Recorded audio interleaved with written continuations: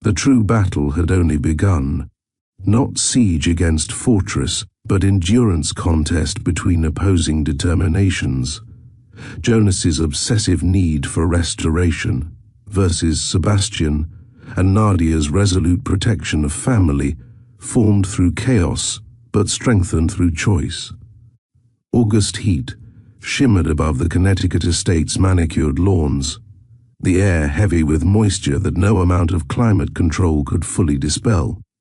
At 34 weeks pregnant with twins, Nadia moved carefully through her daily routine, her body now dramatically transformed.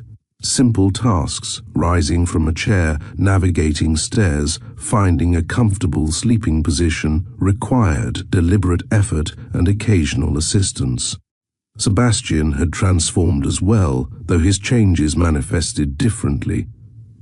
The ruthless CEO, known for 16-hour workdays, now conducted business primarily from his home office, breaking for Nadia's doctor appointments and daily walks.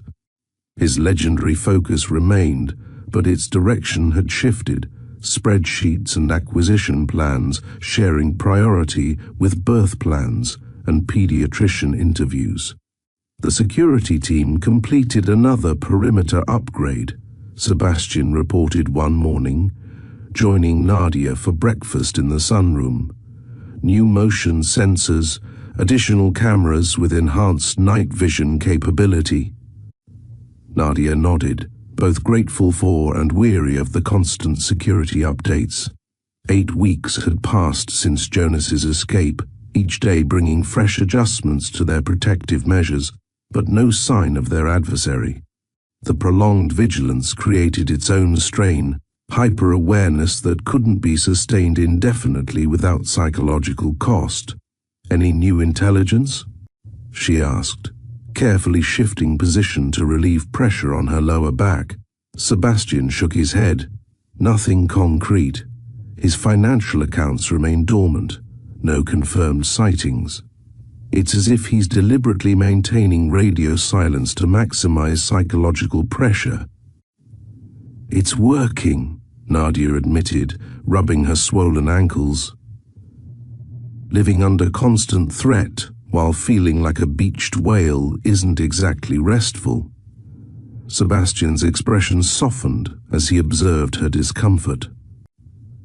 Dr. Chen said everything looks perfect at yesterday's appointment. The twins are healthy, growing on schedule. Perfect for them, less so for my bladder, Nadia quipped, though her hand moved affectionately over her rounded belly.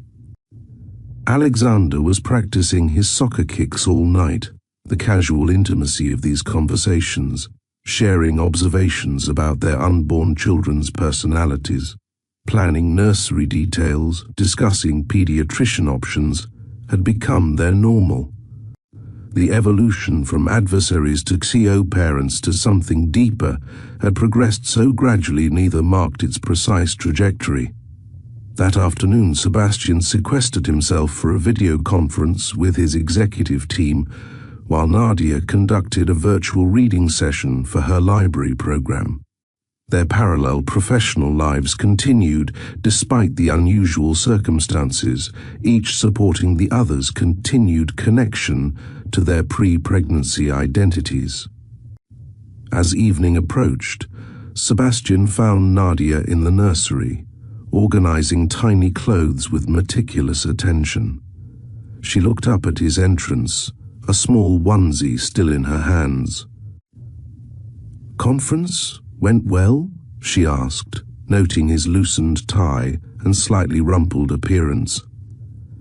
"Productive," Sebastian confirmed, though something in his expression suggested complications left unmentioned. "The Jenkins acquisition is proceeding on schedule." Nadia recognized his deflection technique, technically truthful while omitting potentially concerning details. "And the other issues? The board's concerns about your divided attention?" Sebastian's slight smile acknowledged her perceptiveness. Being addressed, "Charles is handling the more vocal dissenters." Before Nadia could press further, a sharp contraction seized her midsection. She gasped, Clutching the edge of the changing table for support, Sebastian moved immediately to her side. "Braxton Hicks again?" Nadia breathed through the pain, waiting for it to subside. "Stronger than usual," she managed finally, "but probably nothing. I've had them all week." Despite her reassurance, Sebastian guided her to the rocking chair, his concern evident in the way his eyes tracked her movements. "Perhaps we should contact Dr. Chen just to be certain." If they continue, Nadia compromised, knowing his protective instincts would accept nothing less. For now, it's just the usual third trimester fun. Their evening proceeded normally. Dinner on the terrace, a gentle walk through the gardens, Sebastian reading aloud from parenting books, while Nadia rested her swollen feet on his lap. The domestic tableau would have seemed impossible to either of them 9 months earlier. Shortly after midnight, Nadia woke suddenly, discomfort transforming instantly to unmistakable pain. A contraction gripped her with startling intensity, followed by a warm rush of fluid soaking the sheets. "Sebastian," she called urgently, reaching for the nightstand lamp. He woke instantly, years of business crises training him for immediate alertness. "What's wrong?" "My water broke," Nadia reported, another contraction building rapidly. "This is happening. Now." Sebastian moved with practiced efficiency, activating the birth plan they'd rehearsed, alerting security, calling Dr. Chen, assembling the hospital bag they'd prepared weeks earlier. His exterior projected calm control, while his eyes revealed the underlying concern they both felt. 34 weeks was early for twins, not dangerously premature, but not ideal either. "The helicopter is prepping for departure," he reported, helping Nadia into comfortable clothes between contractions. "Estimated time to Greenwich Hospital is 12 minutes. Nadia nodded, unable to speak, as another wave of pain crashed through her. When it subsided, she gasped, "Too fast, these contractions are too close together already." Sebastian checked his watch, timing the intervals. 4 minutes apart. First babies usually progress more slowly. Nothing about this pregnancy has been usual, Nadia reminded him through gritted teeth. As Sebastian helped her toward the door, his secure phone vibrated with Frank's emergency code. His expression darkened as he read the message. "What is it?" Nadia demanded, recognizing the shift in his demeanor despite her pain. Sebastian hesitated, clearly calculating how much to share in her current condition. "Tell me," she insisted. "No secrets now. Perimeter breach at the northeast quadrant," Sebastian reported, his voice controlled but urgent. "Security cameras disabled in sequence, professional methodology. Frank is implementing emergency protocols." The implications registered through Nadia's pain. After 8 weeks of silence, Jonas had chosen this precise moment to make his move. Whether coincidence or calculated timing, the threat they'd feared for months materialized exactly where Nadia was most vulnerable. "The helicopter," she began. "Potentially compromised," Sebastian confirmed grimly. "Frank advises ground transport through the southern exit. Armored vehicle, full security escort." Another contraction seized Nadia, more powerful than previous ones. She clutched Sebastian's arm, fingernails digging into his skin as she fought to breathe through the pain. "Decision time," Sebastian said when she could focus again. "Wait for security to clear the property, potentially delivering here, or move now with maximum protection through southern exit." Despite the pain clouding her thoughts, Nadia recognized the strategic calculation behind his presentation, giving her agency in a situation where control felt increasingly remote. "Hospital," she decided firmly. "These babies need proper medical support." Sebastian nodded once, activating contingency protocols with a coded message to Frank. Within minutes, security personnel appeared at their door. 4 former Special Forces operators moving with disciplined precision, weapons visible but not prominent. "Vehicle ready, sir," the lead operative reported. "Route secured. Medical team standing by at destination." Sebastian helped Nadia into the waiting wheelchair, his hands steady despite the tension evident in his jaw. "Stay close to me," he instructed quietly. "Focus on your breathing. Security handles everything else." The journey through the darkened house felt surreal.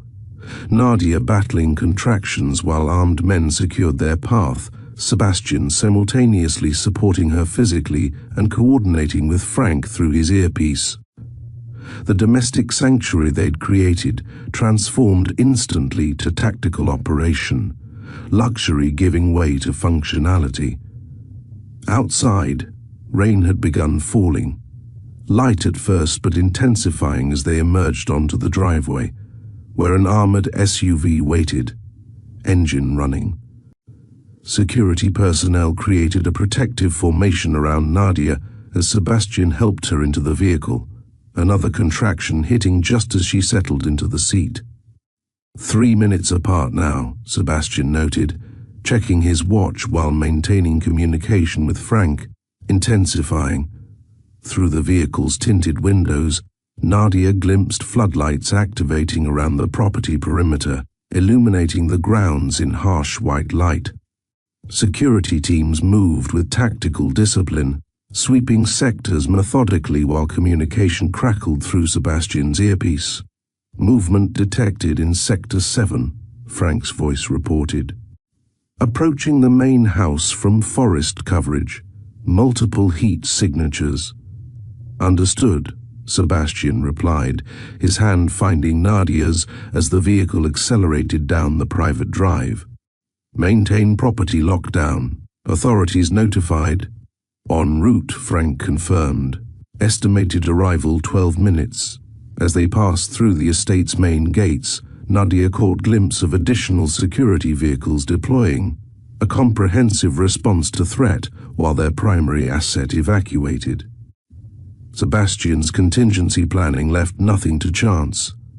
The armored SUV accelerated onto the main road, flanked by 2 identical vehicles, creating defensive convoy formation.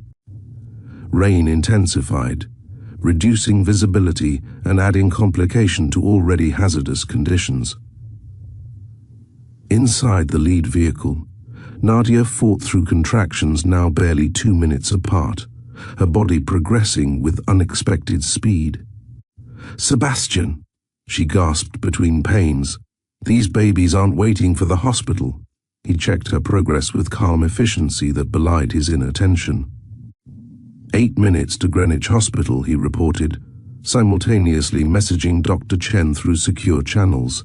"The medical team will meet us at the emergency entrance."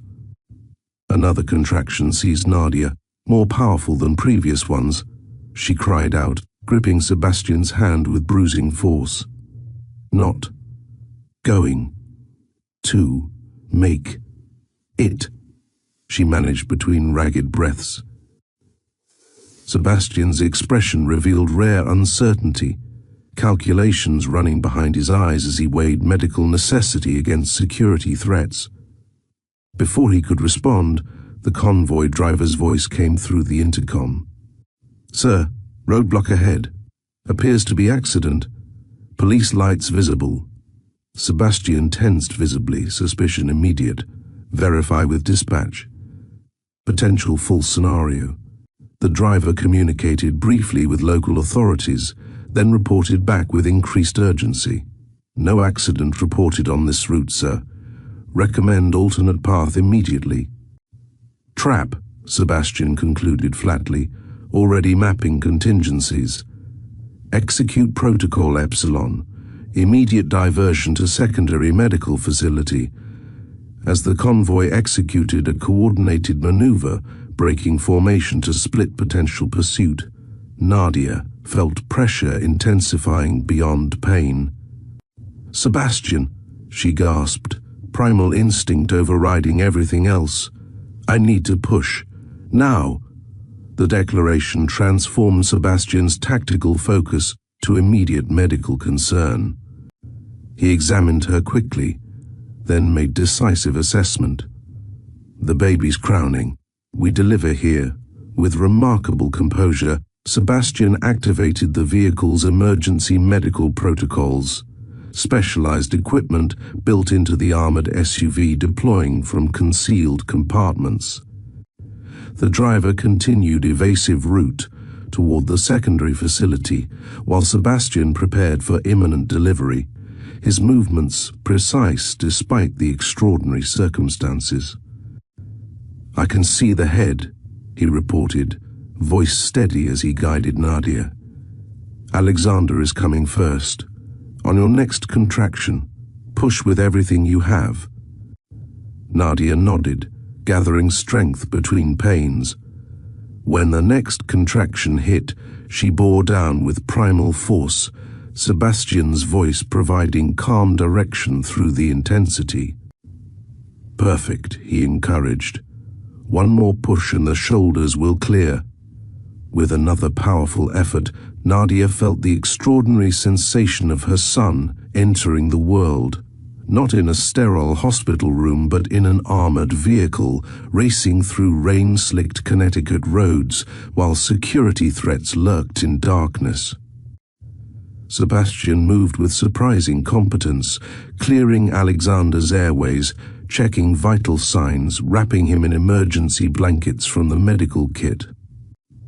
The tiny boy's first cry filled the vehicle interior, strong, indignant, perfectly healthy despite his dramatic entrance. "He's perfect," Sebastian reported, voice thick with emotion as he placed their son briefly on Nadia's chest. 5 pounds, 8 ounces approximately. Excellent color, strong lungs. Nadia barely had time to register Alexander's tiny features before another contraction announced Natalie's imminent arrival. The process repeated with increased efficiency, Sebastian now experienced in field delivery, Nadia understanding what her body needed to accomplish. Within 12 minutes of her brother's birth, Natalie Rose Archer entered the world with equally vigorous protest against her unconventional arrival. Slightly smaller than Alexander, but equally perfect, her tiny fingers curled reflexively around Sebastian's thumb as he checked her vital signs. "Both stable," he reported to the medical team monitoring remotely. "Mother stable as well. ETA to facility approximately 6 minutes. As the vehicle continued its evasive route toward the backup medical center, Sebastian managed the immediate post-birth necessities with remarkable competence, monitoring vital signs, ensuring the twins remained warm, attending to Nadia's immediate medical needs. His hands, which typically manipulated billion-dollar deals with cold precision, now gently wrapped newborns with unexpected tenderness. "How did you know what to do?" Nadia asked weakly, watching him secure both infants in specialized transport units built into the vehicle. "Contingency planning," Sebastian replied simply. "I studied emergency delivery protocols when we implemented the security vehicles. Just in case, the admission, this ruthlessly efficient man preparing for every possible scenario involving his children's birth, touched Nadia deeply despite her exhaustion. Even in crisis, Sebastian's meticulous nature manifested as protection rather than control. The convoy arrived at Greenwich Medical Center's secure entrance, where Dr. Chen waited with full medical team. The transition from vehicle to hospital proceeded with coordinated efficiency. Mother and twins transferred to proper medical care, while Sebastian's security team established protective perimeter around their suite. Initial examinations confirmed what Sebastian had already assessed. Despite their dramatic entrance and slightly premature status, Alexander and Natalie were remarkably healthy. Both weighed above average for 34-week twins. Both demonstrated strong respiratory function. Both passed preliminary neurological assessments with flying colors. "They're fighters," Dr. Chen observed with professional admiration, "like their parents." The comment, casual acknowledgement of Sebastian and Nadia as unified parents rather than genetic contributors, reflected how completely external perception had shifted during their months. Together, no longer billionaire and librarian thrown together by circumstance, but partners who had weathered extraordinary challenges as unified front. As medical staff completed their assessments, Sebastian maintained constant contact with Frank regarding the security situation at the estate. His expression darkened progressively as reports arrived through encrypted channels. "What's happening?" Nadia asked when the medical team finally left them alone with the twins. "At the estate. Was it Jonas?" Sebastian hesitated, clearly calculating how much to share in her post-delivery state. "Yes," he confirmed finally. Three-person tactical team breached the northeast perimeter, targeted incursion toward the main house, specifically the nursery. Cold fear washed through Nadia despite the warm weight of Natalie sleeping against her chest. "He came for the babies and found empty cribs," Sebastian confirmed grimly. Security contained the situation. 2 intruders in custody, 1 escaped, presumably Jonas. Authorities conducting wider search now. The clinical assessment couldn't mask what both recognized. Jonas had made his move precisely when Nadia would be most vulnerable, targeting not Sebastian directly, but the children he'd grown to love. Psychological warfare executed with tactical precision. "He knew," Nadia whispered, looking down at her sleeping daughter. "Somehow he knew I was in labor." Sebastian nodded slowly. "The timing suggests inside information. We'll identify the source. Enhanced security protocols here at the medical center. Restricted access to this floor. 24-hour protective detail until Jonas is apprehended." Sebastian delivered these measures with the same efficiency he applied to corporate strategies, yet his gaze remained fixed on Alexander sleeping in his arms, the tiny boy completely unaware of the danger surrounding his first hours of life. As night deepened into early morning, the medical suite transformed from crisis center to quiet sanctuary.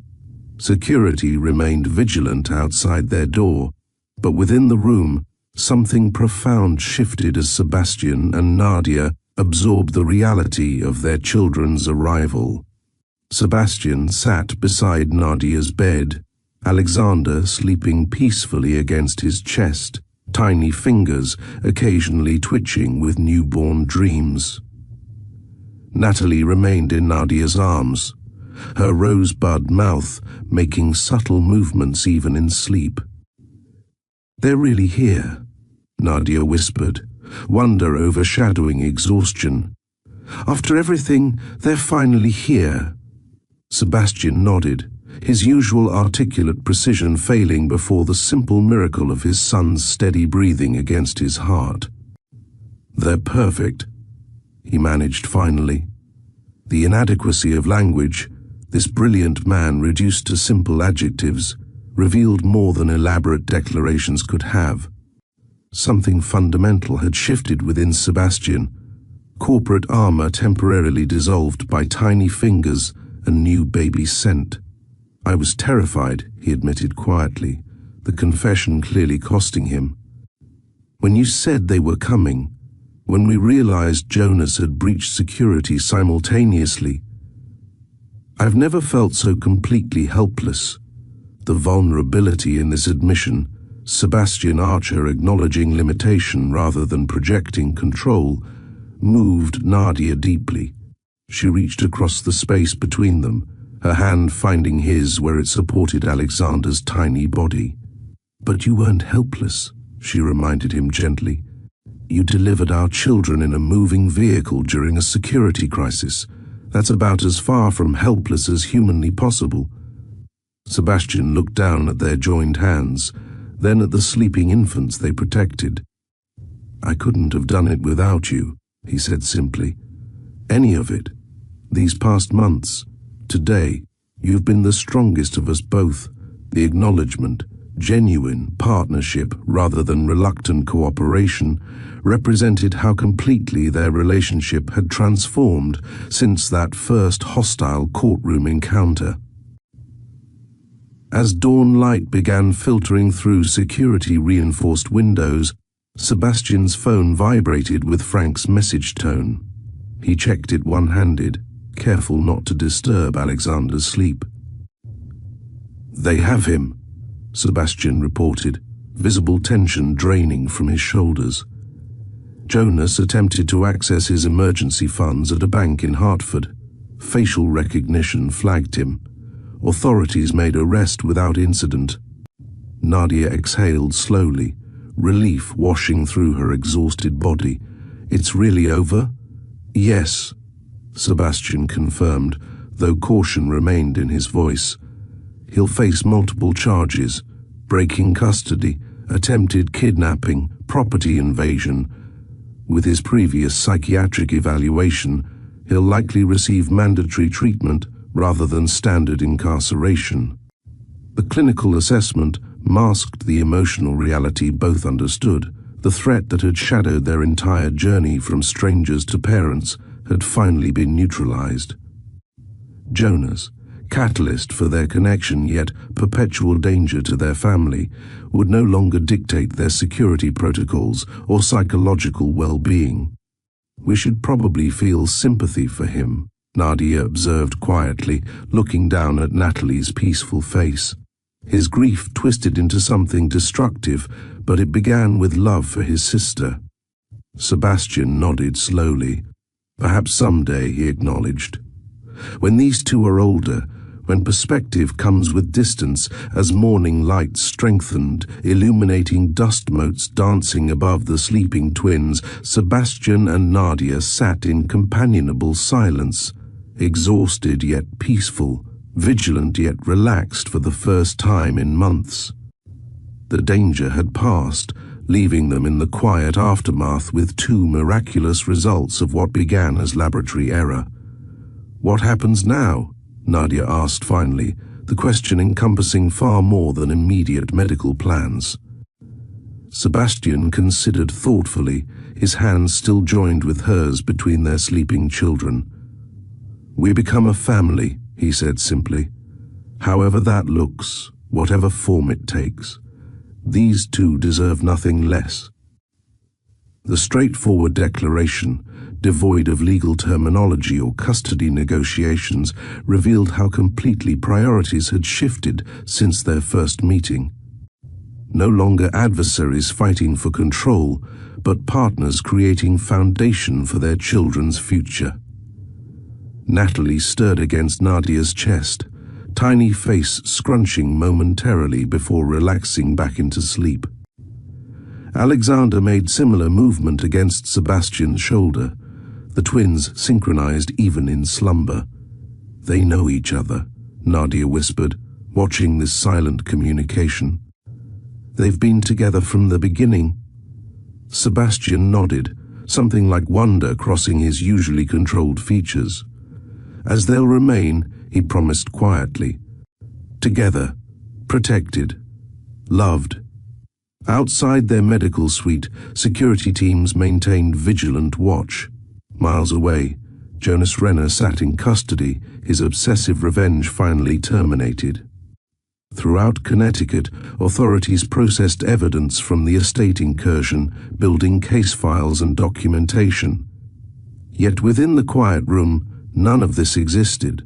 Only two parents cradling newborns, experiencing the profound exhaustion and overwhelming joy unique to those first sacred hours of new life.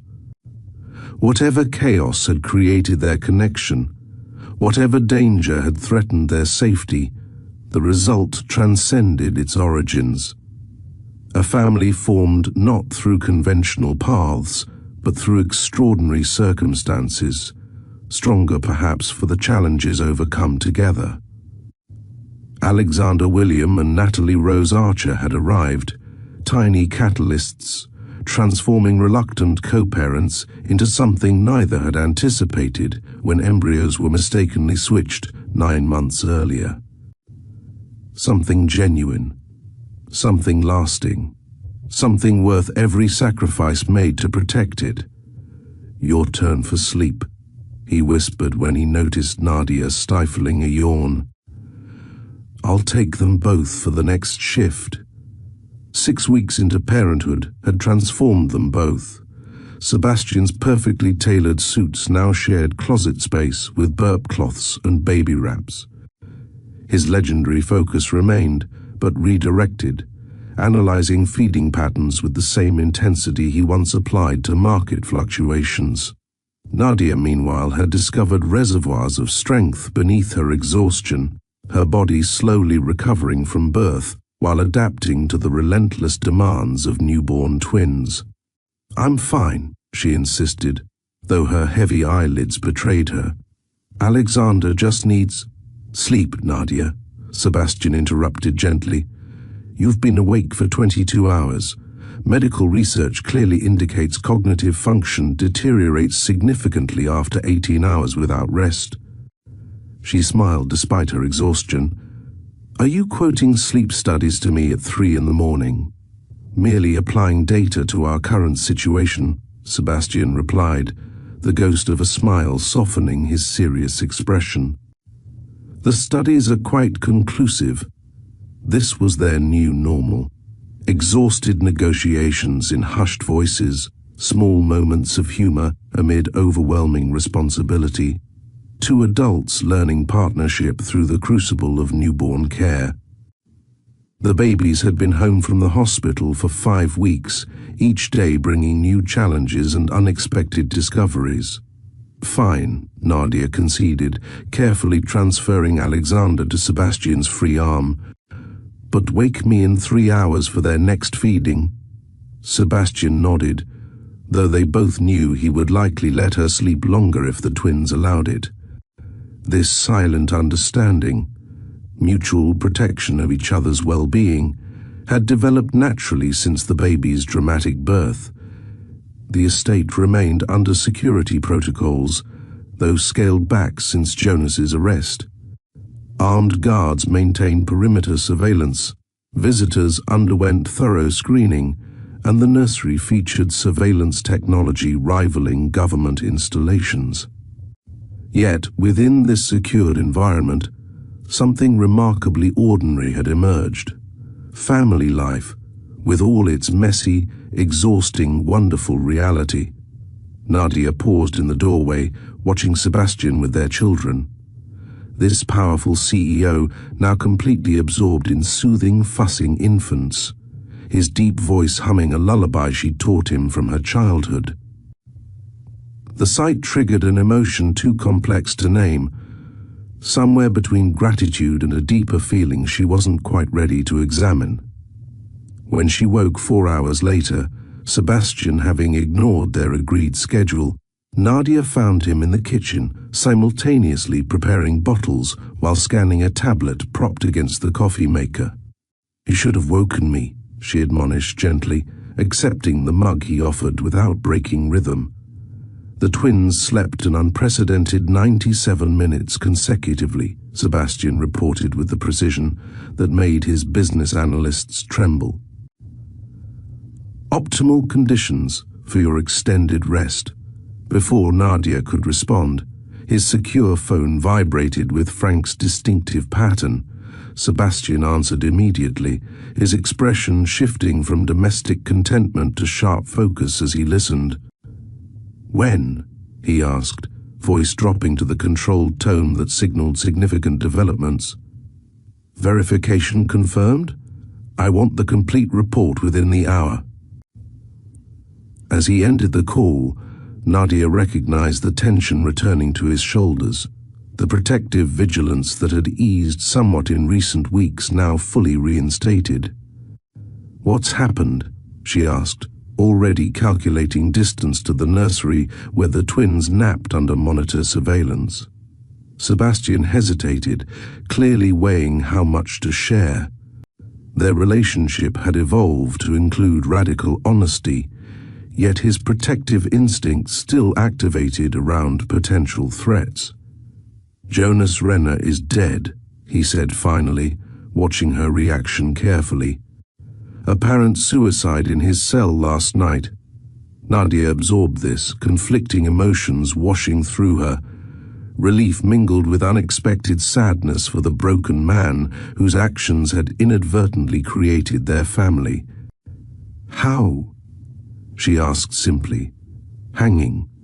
Discovered during morning check. No note, no warning signs according to facility staff. The clinical details couldn't mask the significance of this development, the threat that had shadowed their entire journey suddenly, permanently neutralized. Nadia sank onto a kitchen stool, processing the implications. I'm not sure how to feel, she admitted. He caused so much fear, so much damage, but he was also Elise's brother, someone who loved her, someone who grieved her. Sebastian nodded, understanding her complex reaction. Grief transformed into something destructive, but it began with love. The twins will never know their uncle, Nadia said softly. The person he was before loss changed him. Sebastian's expression remained guarded. Frank is verifying all details, standard protocol after years in security operations. Trust requires confirmation. Nadia recognized his caution, the businessman who considered every angle, anticipated every contingency, never accepted reports without verification. While she processed emotional implications, Sebastian systematically evaluated tactical considerations. Their complementary approaches had served them well throughout their unexpected journey together. Later that morning, Sebastian sequestered himself in his study for a video conference with his executive team, while Nadia enjoyed rare quiet moments with both twins, asleep simultaneously. She sat in the nursery's window seat, sunlight warming her shoulders as she reviewed children's book manuscripts for her library's fall programming. The estate phone rang with a distinctive tone indicating the main gate security station. Unusual, as most communication came through the internal system. Miss Daniele? The security officer's voice carried professional calm underscored with tension. We have a visitor claiming family connection. He's requesting entry but isn't on the approved list. Nadia glanced at the sleeping twins, instantly alert. Name? Michael Renner. Claims to be Jonas Renner's cousin. Says it's regarding urgent family matters following Jonas's death. The name triggered no recognition from their extensive security briefings on Jonas's background. Does Sebastian know? Mr. Archer is still in his conference. Protocol indicates secondary authorization required from you during primary unavailability. Nadia considered briefly. With Jonas confirmed dead, legitimate family connections might have administrative matters to address. Still, caution remained essential with newborns in the house. Full security protocol, she decided. Escort to the South Garden Pavilion, not the main house. I'll meet him there in 15 minutes. And inform Sebastian immediately when his conference ends. Understood, Miss Daniele. Nadia arranged for the nanny to monitor the sleeping twins, then dressed quickly, choosing clothes that allowed freedom of movement rather than the comfortable loungewear she typically wore for baby care. Something about this unexpected visitor triggered her protective instincts despite rational assurances of Jonas's death. The garden pavilion offered strategic advantages, isolated from the main house, surrounded by open ground with clear sight lines, multiple exit points, and comprehensive surveillance coverage. Nadia arrived first, positioning herself with clear view of the approaching path while remaining near the secondary exit. Michael Renner appeared precisely as security protocols would produce, flanked by 2 guards, having surrendered electronic devices and undergone scanning procedures.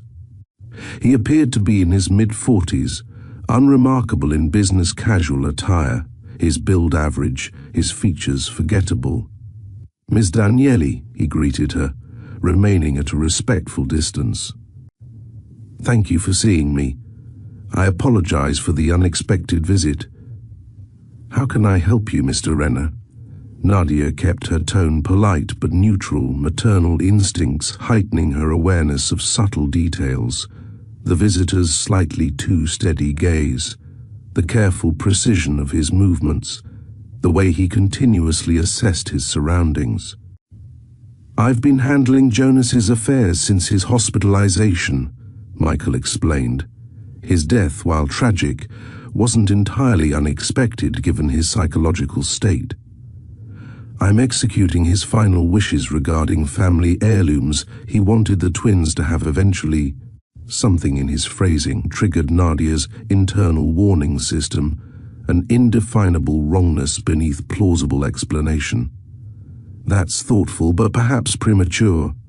The twins are only 6 weeks old." Michael smiled, the expression not quite reaching his eyes. "Of course. These items would be preserved until appropriate age. Family history matters, don't you think? Connections to those who came before?" Before Nadia could respond, Security Officer Ryan appeared at the pavilion entrance. "Miss Danieli, Mr. Archer requests your immediate return to the main house." The coded phrase indicated potential threat rather than actual summons. Nadia rose smoothly, maintaining composed expression. "Thank you for coming, Mr. Renner. I'll discuss this with Sebastian and have our family office contact you regarding arrangements." "Of course," Michael agreed, his smile unchanged. "Family decisions should involve both parents. Jonas would have appreciated your conscientiousness." Something in his phrasing, the present tense reference to Jonas, the subtle emphasis on both parents, heightened Nadia's internal alarms.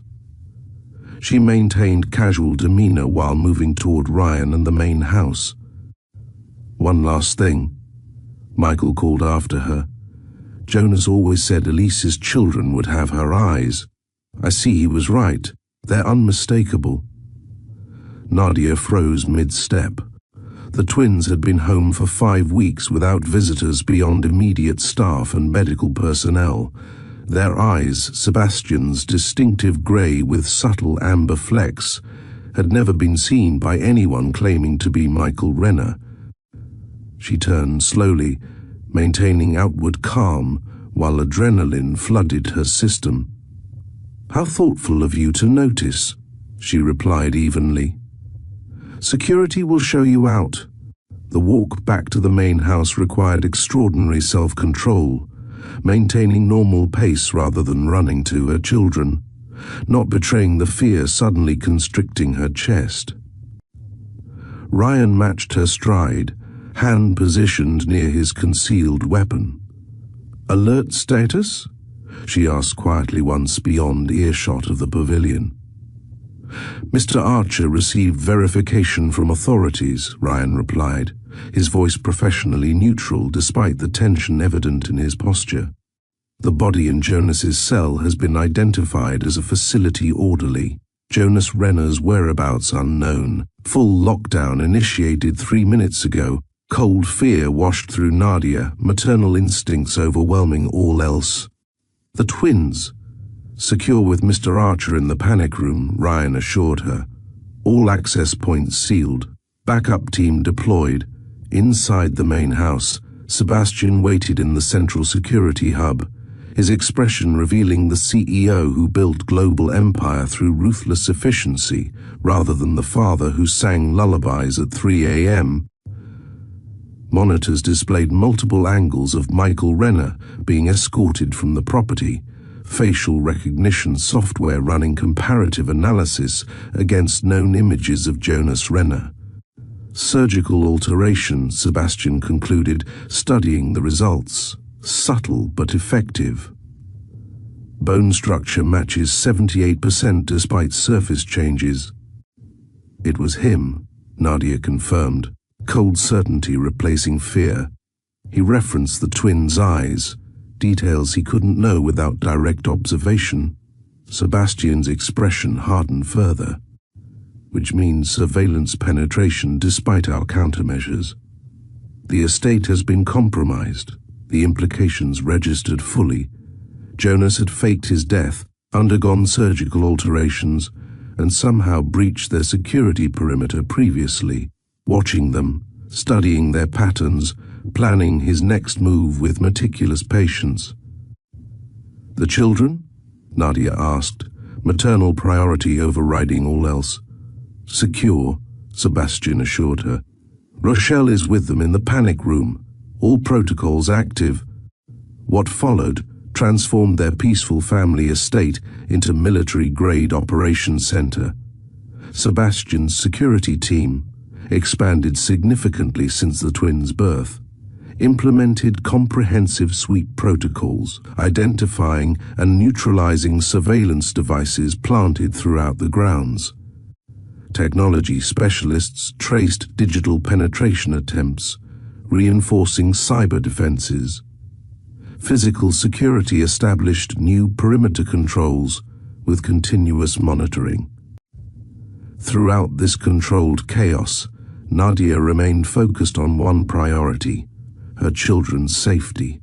When security verified the main house clear of surveillance, she and Sebastian relocated the twins to their bedroom rather than the nursery, keeping them within arm's reach rather than across monitored hallways. "He's been watching us," Nadia said quietly, as they sat beside their sleeping babies that evening, learning our patterns, waiting for the perfect moment. Sebastian nodded grimly. The suicide was expertly staged. He likely had inside assistance at the facility, perhaps the same orderly whose body was discovered. Why come here today? Why risk exposure when he could have continued observing undetected?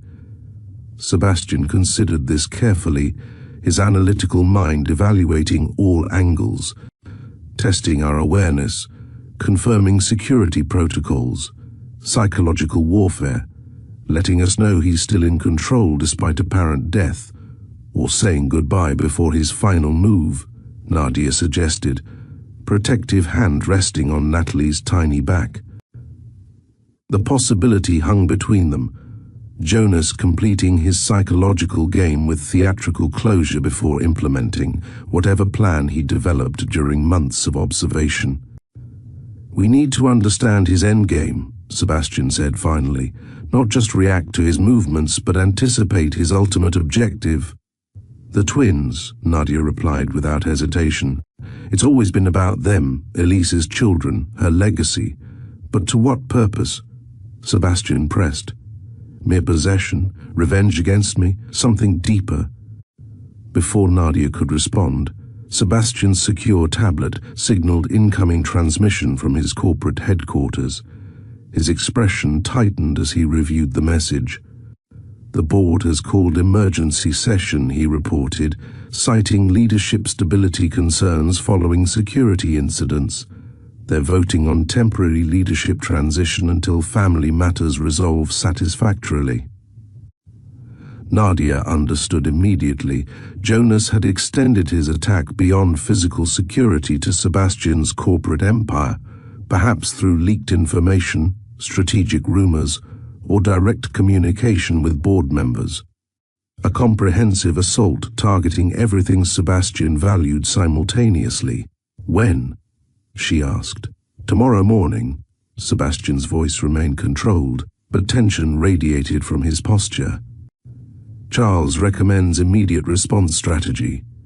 "You should go," Nadia said firmly. "Address them directly." Sebastian looked genuinely startled. "The security situation requires your corporate resources intact," Nadia finished for him. "If they vote you out, even temporarily, your ability to protect the twins diminishes significantly. The strategic assessment, prioritizing long-term protection over immediate presence, surprised Sebastian. This wasn't the Nadia he'd first encountered 9 months earlier, but a transformed woman who understood power dynamics with newfound clarity. The estate remains locked down, he countered. You and the twins.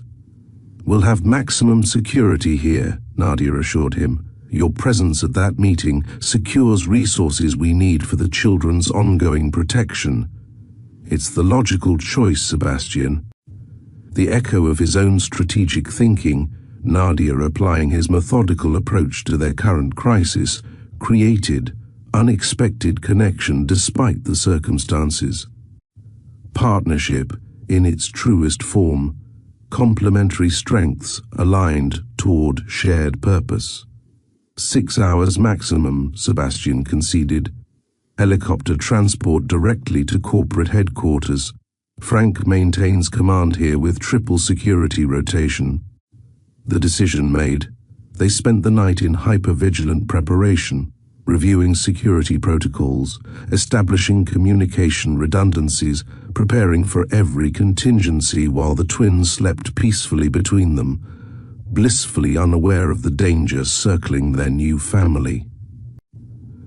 Dawn brought Sebastian's departure, the helicopter lifting from the estate's pad under armed guard, Nadia watching from their bedroom window with a sleeping twin in each arm. For the first time since discovering her pregnancy, she felt truly alone with her children, Sebastian's physical presence removed despite technological connections remaining active.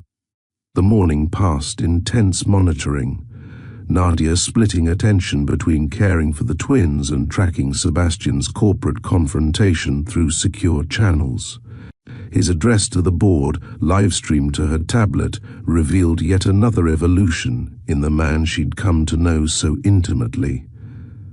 9 months ago, Sebastian began, standing confidently before the assembled board members. Archer Pharmaceuticals represented my primary focus. Today, I stand before you as a father first, CEO second, a transformation I neither sought nor regret. The straightforward declaration, reprioritization stated without apology, silenced the typically vocal board. The security situation affecting my family stems directly from corporate operations, specifically embryos created through Archer Genetics subsidiary research. My children exist because of this company's technology. The threat against them originated through connection to our medical facilities. Sebastian paused, his gaze moving deliberately across each board member. I founded this company 15 years ago with a singular vision, improving human lives through medical advancement. That mission now extends to protecting the lives created through our technology. My children, who represent both Archer's future legacy and its current ethical responsibility, the strategic reframing, transforming personal security concerns into corporate ethical obligation, demonstrated Sebastian's legendary business acumen applied to family protection. I'm not requesting temporary leave, he continued, voice carrying absolute authority. I'm implementing leadership evolution, effective immediately. Daily operations transfer to executive team oversight, while I maintain strategic direction and majority shareholder authority. This structure ensures both corporate continuity and appropriate focus on family security. Not request but declaration. Not defensive explanation but assertive restructuring. Sebastian had transformed potential vulnerability into position of strength, simultaneously addressing board concerns while reinforcing his ultimate authority. Nadia watched with newfound appreciation for the man she'd once dismissed as merely wealthy and powerful. His strategic brilliance, now deployed not for corporate dominance, but family protection, revealed depths she continued discovering daily. As Sebastian concluded his address, Nadia's tablet chimed with security alert, motion detection at the estate's eastern perimeter. She checked the twins, confirming both still slept peacefully, before accessing security feeds. What she saw froze her blood. Systematic disabling of perimeter sensors, professional methodology indicating multiple operators with advanced knowledge of their security systems. Not random intrusion but coordinated assault, timed precisely during Sebastian's absence. Nadia activated emergency protocols, alerting Frank while moving the twins to the bedroom's reinforced safe area. Her hands remained steady despite pounding heart, maternal protection overriding fear as she secured her children with practiced efficiency. Multiple intruders, eastern approach, she reported when Frank answered. Professional methodology, systematic sensor neutralization. Security teams deploying, Frank confirmed. Estimated 3 minutes to intercept. Panic room status. Twins secured in bedroom safe area, Nadia replied, positioning herself between the door and her children. Proceeding with full lockdown. As Nadia implemented security measures, her tablet displayed incoming message from unknown source. Against security training, instinct compelled her to read it. Time to end this game, Nadia. Your children deserve their true family, Elise's family, not the man who abandoned her when she needed him most. Bring them to the garden pavilion alone, or watch Sebastian lose everything before he returns. Your choice. Jay, the threat, specifically mentioning Sebastian's absence, confirmed Nadia's suspicion. Jonas had coordinated corporate challenge and physical breach simultaneously, dividing their defenses with strategic precision.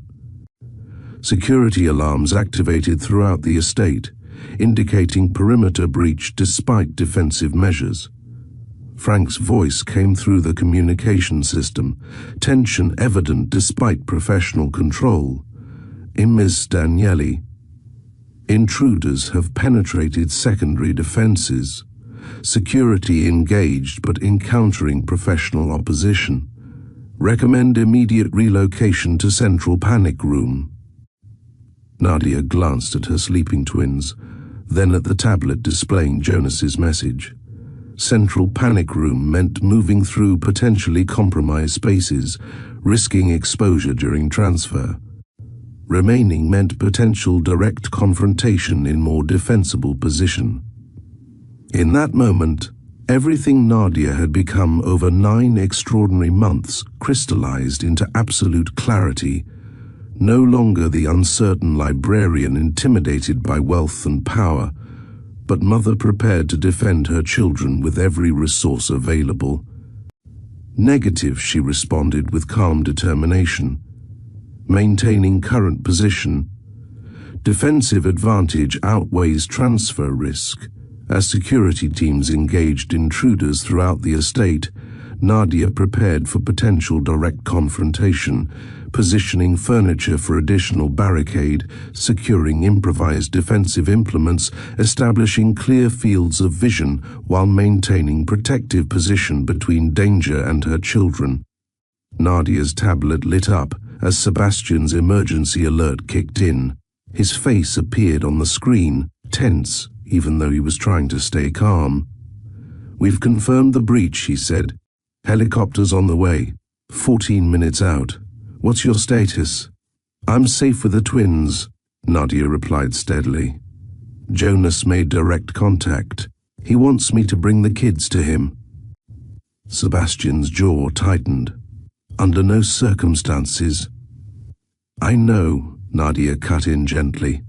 "We're not going anywhere. But Sebastian," he brought up the idea of a true family again.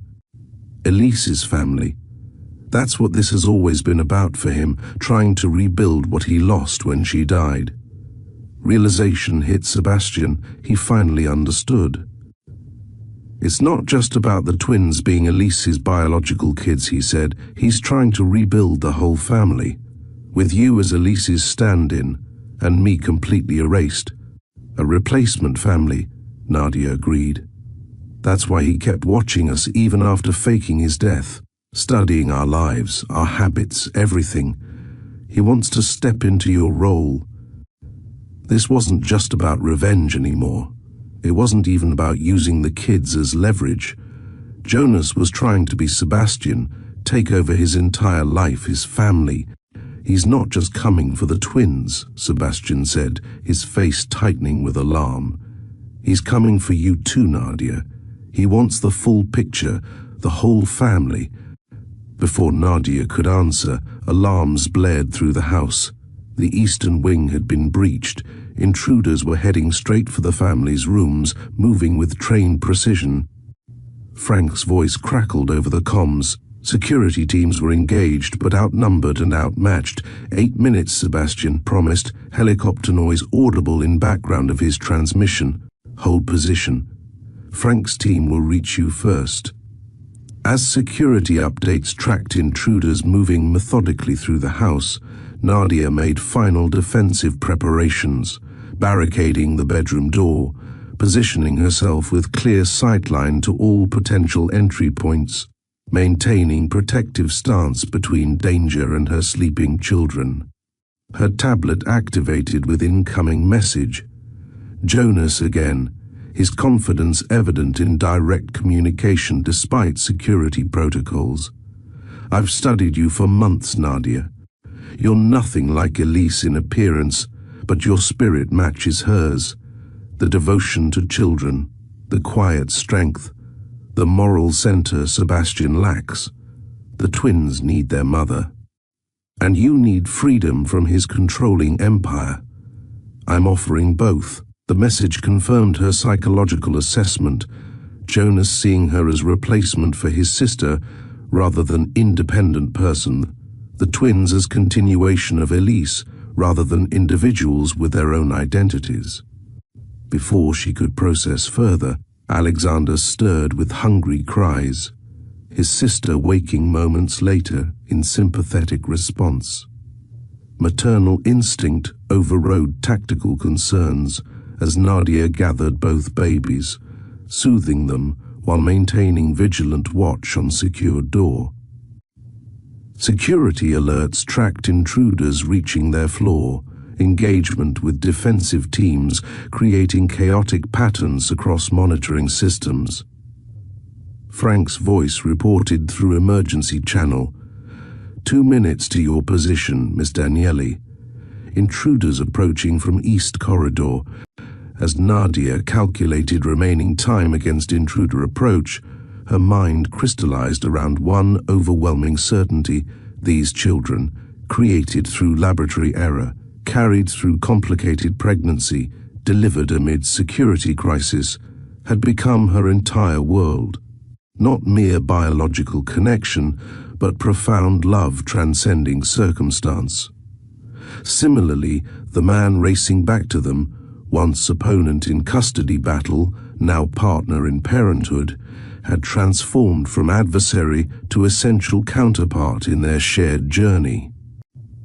Whatever came through that door in the next moments, Nadia would defend her family with everything she possessed, not just physically, but against Jonas's psychological manipulation, attempting to fracture the unit they'd forged through extraordinary circumstances. Sebastian's voice came through emergency channels, helicopter sounds indicating imminent arrival, 1 minute to touchdown. Frank's team approaching your position. Status? We're waiting for you, Nadia replied simply. Truth beneath tactical report. As security alerts indicated intruders breaching final defenses before their position, Nadia held her children close, prepared for whatever came next. The final confrontation, 9 months in making, catalyzed by embryo, mix-up that created family none had anticipated, but all would now defend with everything they possessed. The door handle turned slowly, testing barricade strength as Nadia faced the culmination of their extraordinary journey. Twins cradled protectively against her, determination replacing fear, love transcending danger as footsteps approached from both directions, threat from one side, rescue from another, final resolution moments away. The first hint of sunrise painted the sky in gentle pinks and golds as Sebastian paced the hospital corridor, his normally immaculate appearance disheveled from the night's events. His security team had subdued the intruders, but not before Jonas had managed to reach the bedroom door, where Nadia stood protecting their twins. What happened next still seemed surreal. When the door finally gave way, Jonas had stepped through, face altered by surgery, but eyes unmistakable, wild with obsession yet strangely calm. He'd frozen at the sight of Nadia standing there, twins clutched protectively against her chest, her expression not fearful but fiercely determined. "They have his eyes," Jonas had whispered, staring at the babies. Elise's children have Sebastian's eyes. Something in that moment, perhaps seeing the twins' faces clearly for the first time, perhaps the reality of what he'd become, had broken through Jonas's delusion. He'd slowly lowered his weapon, tears streaming down his surgically altered face. "She would hate what I've become," he'd said quietly. Elise would be ashamed.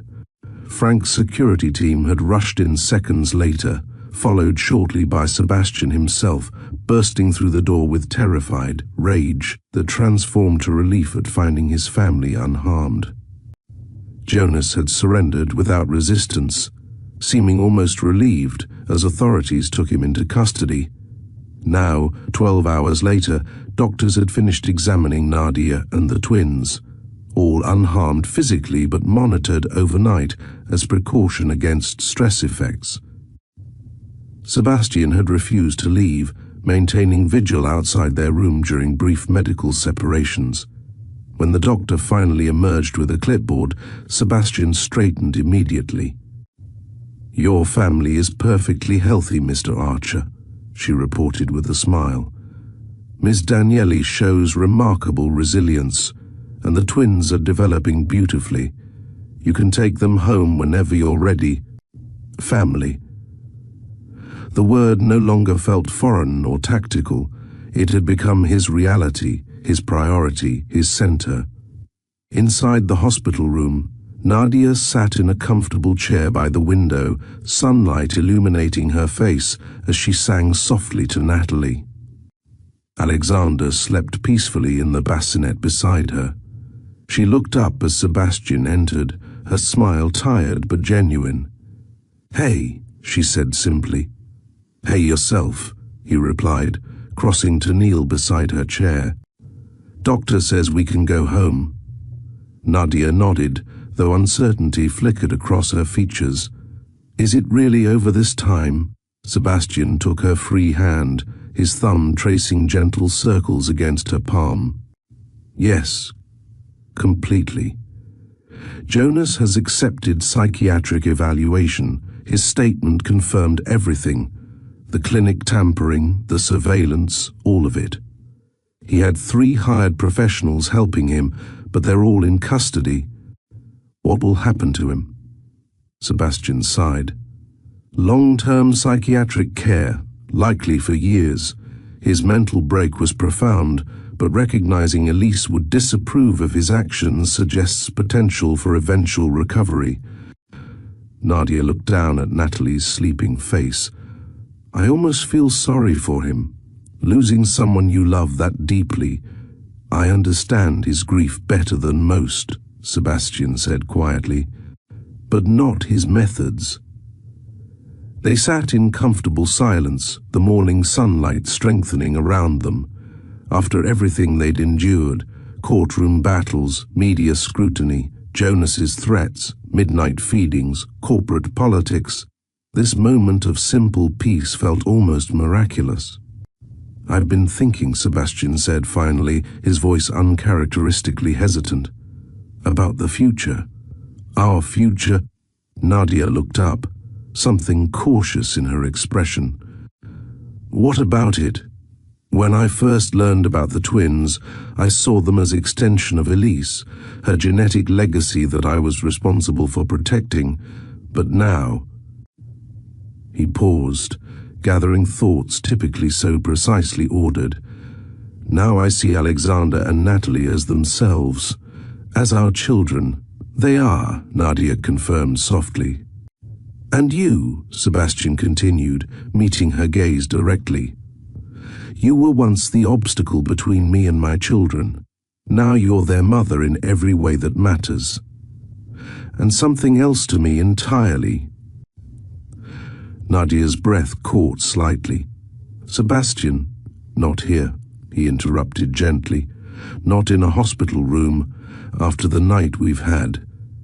But soon, when we're home, when we're ready, we have a conversation waiting. The promise hung between them, unspoken but understood. Something significant had shifted during the night's danger, crystallizing what both had felt developing for months. 3 days later, life at the estate had begun settling into new patterns. Security remained vigilant but less visibly intrusive. The nursery had been completely redesigned, all traces of previous surveillance removed and replaced with systems Sebastian personally verified. The twins thrived despite the chaos surrounding their early weeks, growing stronger daily with their parents' devoted care. Late one evening, as October painted the estate grounds in russet and gold, Sebastian appeared in the nursery doorway as Nadia finished the twins' bedtime routine. "Would you join me on the terrace?" he asked quietly. "The night is unusually warm." Nadia glanced at the sleeping twins, then at the baby monitor Sebastian held up reassuringly. "Just for a little while," she agreed. He led her not to the main terrace, but up a rarely used staircase to the rooftop garden, a space she'd glimpsed but never explored during her months at the estate. What she found took her breath away. Hundreds of tiny lights twinkled among potted trees and flowering plants. A small table held champagne cooling beside sparkling cider. Soft music played from hidden speakers, and at the garden center, a miniature version of the children's library reading nook where she'd spent countless hours before the twins' arrival. "Sebastian," she whispered, taking in the elaborate preparation. "What is all this?" He guided her to the reading nook, where familiar pillows created the comfortable space she'd described missing during pregnancy. 9 months ago, Sebastian began, his usual corporate confidence replaced with something more vulnerable. "You entered my life through circumstances neither of us chose. You were stubborn, principled, and absolutely terrifying to a man accustomed to controlling everything." Nadia laughed softly. "I was terrifying? You had an army of lawyers and a billion-dollar company, and you had moral certainty," Sebastian countered with a small smile. "Far more intimidating." He took her hands gently, his thumbs brushing her wrists where her pulse quickened. These months together, living under one roof, preparing for the twins, facing dangers, celebrating their birth, changed everything I thought I knew about family, about connection, about what matters. His voice deepened with emotion, typically kept carefully controlled.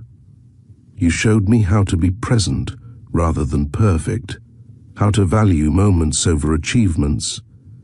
Sebastian reached into his pocket, withdrawing a small velvet box.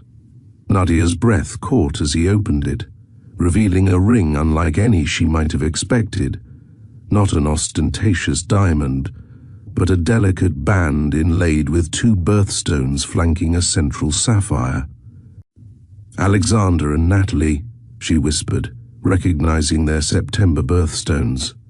"And yours," Sebastian confirmed, indicating the sapphire, "the 3 people who transformed my life completely."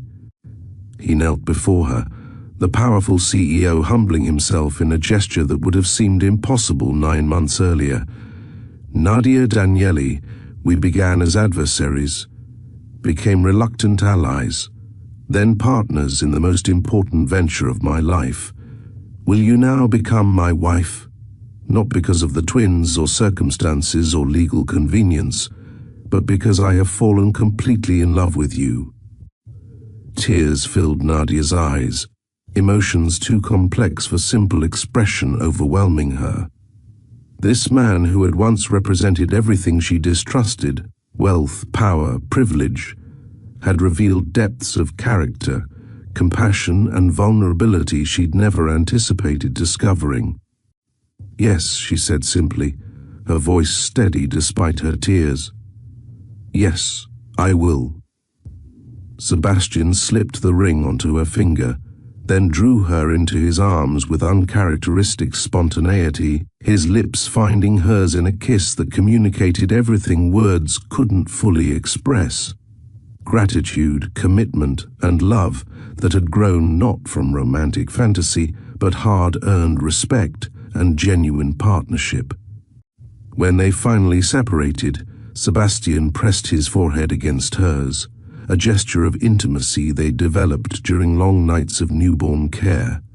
"I never expected this," he admitted quietly. "You, the twins, this feeling—" "Neither did I," Nadia replied, her fingers tracing the strong line of his jaw.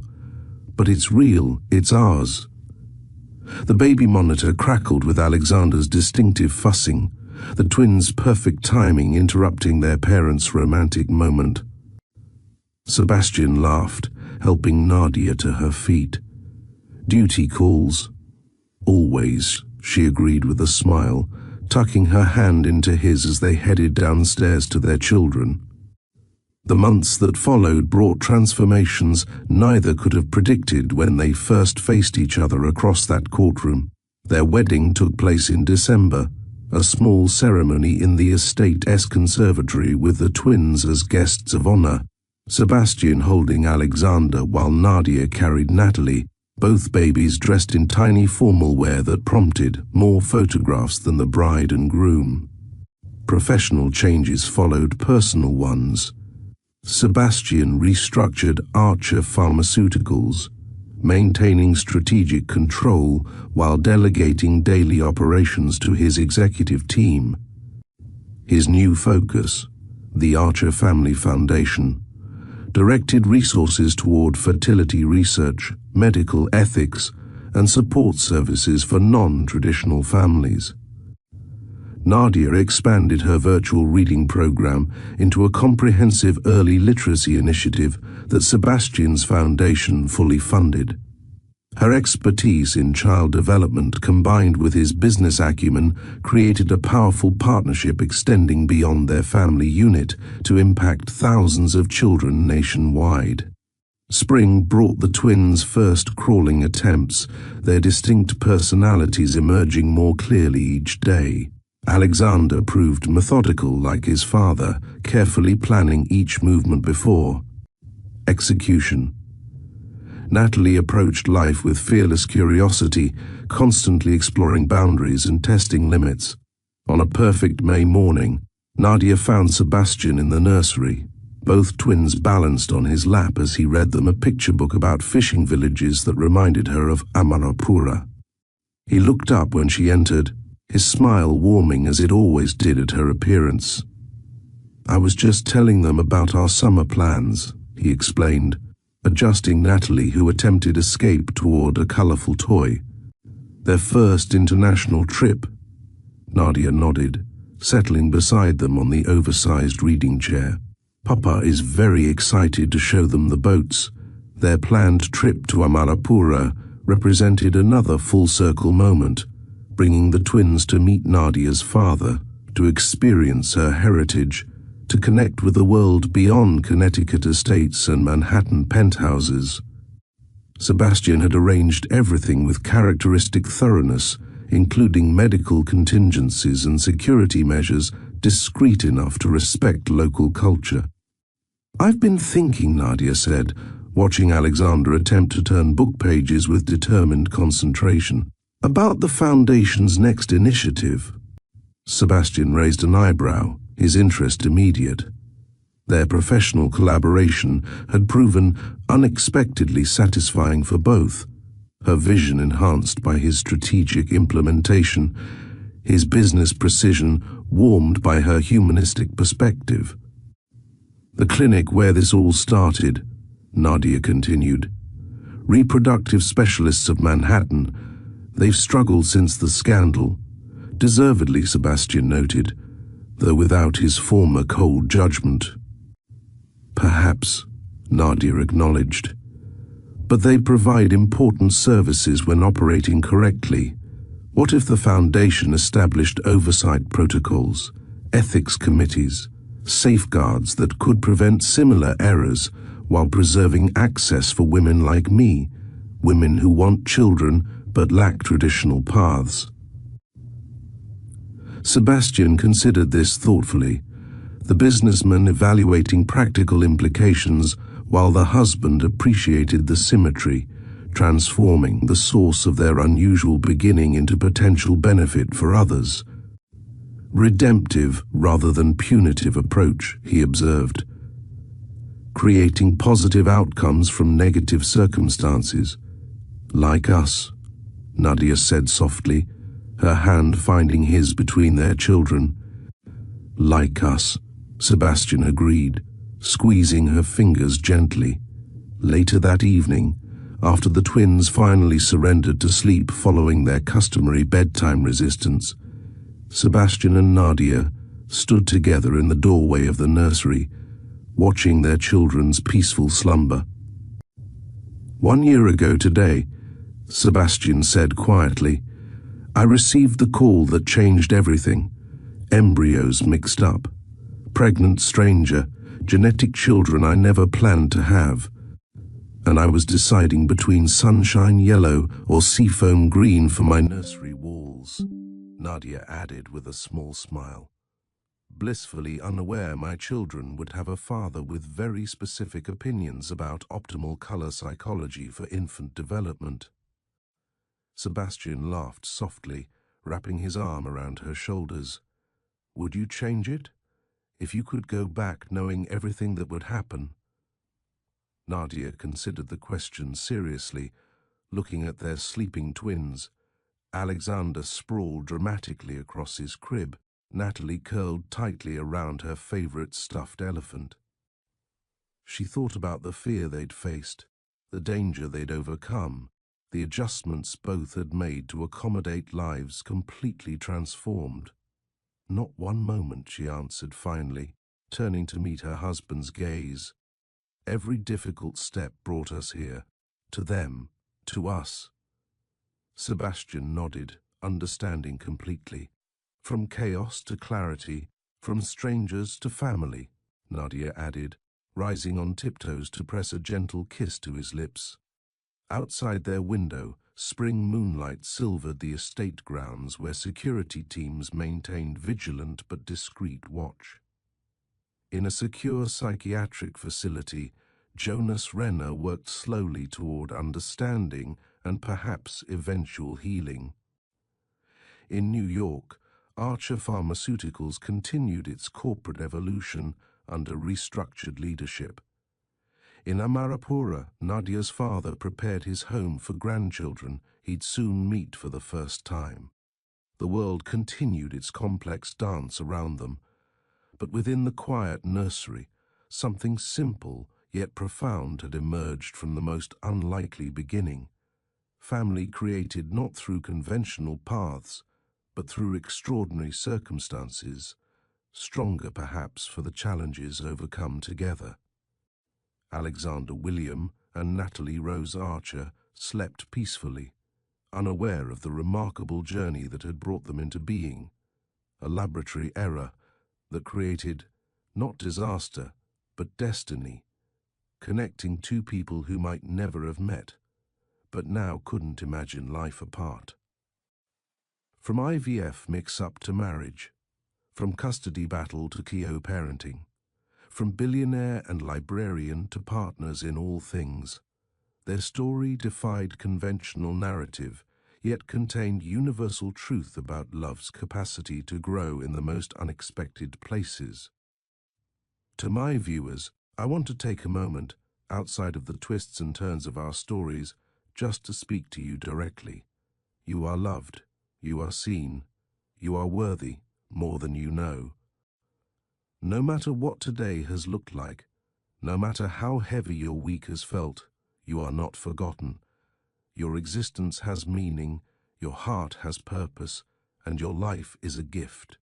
I pray that peace finds you in the quiet moments. I pray that hope shows up when you least expect it. And I pray that joy, the kind that warms you from the inside out, finds its way back to you and never lets go. You belong here. You are part of this family, and if no one has told you yet today, I'm proud of you. Keep going. You're stronger than your struggles and brighter than your darkest days. So take this as your reminder. You are loved, you are worthy, and you are seen. Always. 5 years later. 5 years later. Golden autumn sunlight streamed through the tall windows of the Connecticut estate's back garden, where colorful decorations announced Happy 5th Birthday in handmade letters. Sebastian chased a giggling Natalie across the lawn, her dark curls bouncing as she evaded capture with surprising agility. "Daddy's too slow," she called over her shoulder, eyes bright with mischief. Nearby, Alexander sat cross-legged beside Nadia, his serious expression matching his father's as they assembled a complex model rocket together. Unlike his adventurous sister, Alexander approached life with methodical precision, each piece carefully examined before placement. "The fin needs to be exactly aligned, Mom," he instructed, his small fingers making minute adjustments. "Otherwise, the aerodynamics will be compromised." Nadia bit back a smile, recognizing Sebastian's exact phrasing from last week's science lesson. "Of course, sweetheart. Aerodynamics are crucial." The twins had grown into their personalities with remarkable clarity, Alexander embodying his father's analytical mind and quiet determination, Natalie inheriting Nadia's creativity and fearless spirit. Yet they shared an unbreakable bond, often finishing each other's sentences and defending each other fiercely in preschool politics. Sebastian finally caught up to Natalie, sweeping her into the air with practiced ease. "Got you, little fish," he announced, using the nickname inherited from Nadia's father. "Only because I let you," Natalie declared with the absolute confidence of a 5-year-old who believed herself invincible. Sebastian carried her back to where Nadia and Alexander worked, dropping onto the picnic blanket beside them. His suit jacket and tie had long been discarded, the once rigidly formal CEO now comfortable in rolled-up sleeves and occasional grass stains acquired during family time.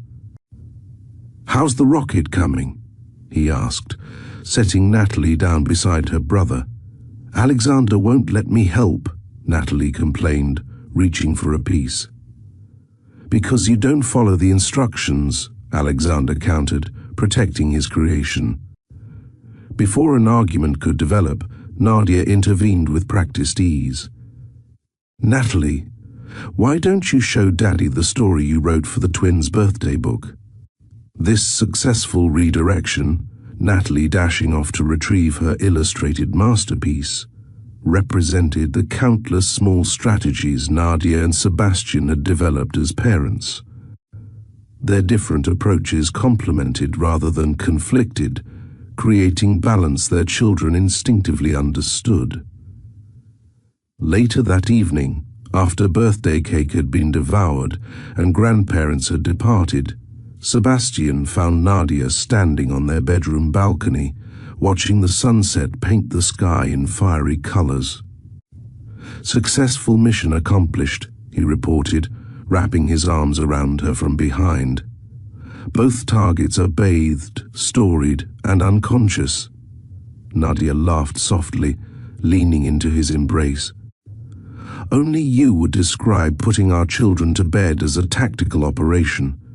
5 years of parenting has taught me it requires more strategy than most corporate takeovers," Sebastian replied, his lips finding the sensitive spot beneath her ear. 5 years had changed them both in subtle ways.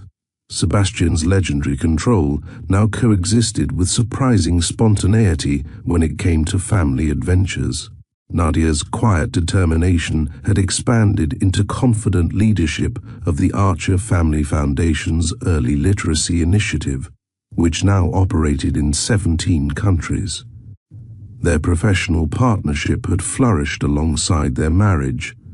The medical ethics oversight program they'd established following the clinic scandal had become industry standard, preventing similar errors while expanding access to reproductive technology for thousands of families. Sebastian's corporate restructuring allowed him to balance strategic leadership with active fatherhood, while Nadia's programs reached children globally without sacrificing time with her own. "I have something for you," Sebastian said, reaching into his pocket. "Happy anniversary, a day early." He handed her a small velvet box containing a locket. Inside were 2 photos, one of the twins on their first birthday, another of Nadia and Sebastian on their wedding day. "It's beautiful," Nadia whispered, touching the delicate gold with gentle fingers. "Open the back," Sebastian suggested. Nadia turned the locket over, finding a tiny inscription, "Room for one more." She looked up, confusion giving way to understanding as she met his knowing smile. "How did you know?" she asked, wonder in her voice. "I just confirmed it yesterday." Sebastian's smile widened. "You've been humming the same lullaby you sang when pregnant with the twins, and you've skipped coffee 3 mornings running. Detective work worthy of Alexander," Nadia laughed, placing her hand over her still flat stomach. "How do you think they'll handle a sibling? Natalie will be thrilled at another potential adventure partner. Alexander will research optimal birth spacing and prepare detailed reports on infant development." Sebastian's certainty about their children's reactions revealed how completely he understood the little personalities they'd nurtured together. As stars began appearing in the darkening sky, Nadia turned in Sebastian's arms to face him fully. "If someone had told me 6 years ago that a medical mix-up would give me all this, you, the twins, our foundation, another baby on the way, I would have thought they were crazy. Life's most beautiful outcomes often emerge from its most chaotic beginnings," Sebastian observed, his hand joining hers over their newest creation. "Like that first courtroom battle, like a librarian and a billionaire finding common ground, like love growing from circumstances neither of us chose, their life together, built from crisis, strengthened through challenge, flourishing beyond expectation, stood as testament to possibilities hidden within life's most disruptive moments. The family created through laboratory error had become something authentic and precious, proving that sometimes the most unconventional beginnings lead to the most extraordinary journeys. If you've enjoyed this story of unlikely love and family forged through chaos, hit that subscribe button to join Mr. Roman's Story Vault for more heartwarming tales that remind us how life's greatest challenges often hide its most beautiful gifts. Your support means everything to this channel.